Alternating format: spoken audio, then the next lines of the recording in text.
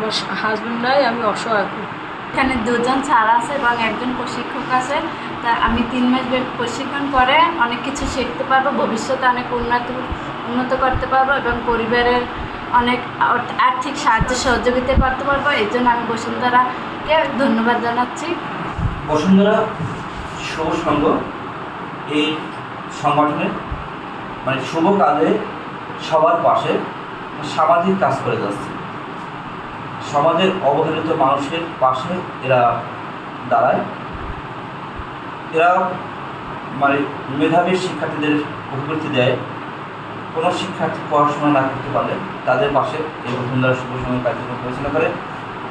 যারা সমাজে অবহেলিত নারী আছে, মানে অসচ্ছল পরিবার, তাদের মাঝে এই যে ফ্রি সেলাই প্রশিক্ষণ দিয়ে 3 মাস ফ্রি সেলাই প্রশিক্ষণ দিয়ে তাদের মাঝে সেলাই মেশিন বিতরণ করবে। বসুন্ধরা শুভ সংঘের এই যে উদ্যোগ, এই উদ্যোগটাকে আমরা স্বাগত করি। মেয়েদের একটু সম্মান থাকে, সেটা বাবার ঘরে হোক আর স্বামীর ঘরে হোক।